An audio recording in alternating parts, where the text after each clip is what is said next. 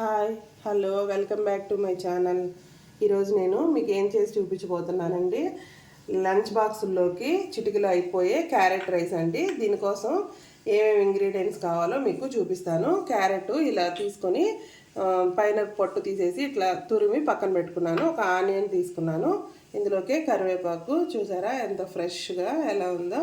ఈ రైస్ చేసేటప్పటికి ఎలా చేయాలో మీకు చూపించే ముందు నా ఛానల్ కానీ మీరు ఇంకా సబ్స్క్రైబ్ చేసుకోకుండా ఉంటే ప్లీజ్ సబ్స్క్రైబ్ చేసుకోండి ఫ్రెండ్స్. ఇది ఎలా చేసుకోవాలో ఇప్పుడు మీకు చూపిస్తాను. ముందుగా ఒక ప్యాన్ పెట్టుకొని స్టవ్ ఆన్ చేసుకొని ఇందులో కొంచెం ఆయిల్ వేసుకొని హీట్ ఎక్కనిచ్చాను. ఇది హీట్ ఎక్కగానే ఇందులోనే కొంచెం ఆవాలు చూసారా, కొద్దిగా ఆవాలు కొద్దిగా చిటపటమన్న తర్వాత ఇందులోనే కాస్త జీలకర్ర, ఈ రెండు వేగిన తర్వాత ఒక ఎండుమిర్చి ఇలా తుంపుకొని ఇందులో వేసుకున్నాను. ఇది కాస్త అలా వేగిన తర్వాత చూసారా, కాస్త వేగిన తర్వాత ఇందులో కొంచెం మినపప్పు వేస్తాను. ఈ మినపప్పు కూడా కాస్త వేగిన తర్వాత చూసారా ఇలా కొద్దిగా వేపుకొని ఇప్పుడు ఇందులో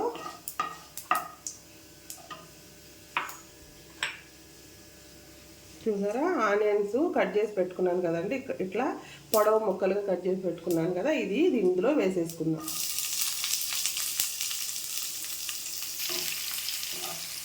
ఆనియన్స్ కొద్దిగా అలా వేగిన తర్వాత ఇందులోనే ఈ తురిమి పక్కన పెట్టుకున్నాం కదండి క్యారెట్, ఇది ఇందులో వేసేస్తాం.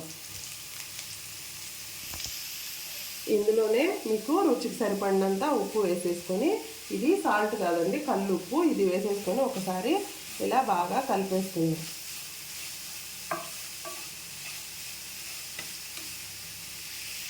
ఇలా కొంచెం వేగిన తర్వాత ఇందులో ఒక కరివేపాకు రెబ్బ ఇలా తీసేసుకొని చూసారా ఇందులో వేసేస్తాం. ఇలా కొంచెం దీన్ని సిమ్లో మగ్గనిస్తాం, పైన మూత పెట్టేసుకొని. క్యారెట్ బాగా ఉడికిపోయింది. ఇప్పుడు ఇందులోనే మనకి రుచికి సరిపడినంత కొంచెం పసుపు, మీకు టేస్ట్కి సరిపడినంత కారం వేసుకొని బాగా కలుపుకోవాలి. ఉప్పు కారం బాగా కలిసిపోయిన తర్వాత ఇప్పుడు ఒక కప్పు రైస్ తీసుకొని ఇందులో వేసేయాలి.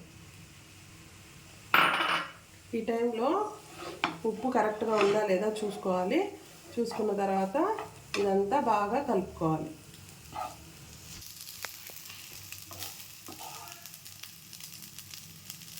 చూసారా ఇట్లా కలిపేసుకోవాలి. ఇప్పుడు బాక్స్లోకి పెట్టేసుకోవచ్చు.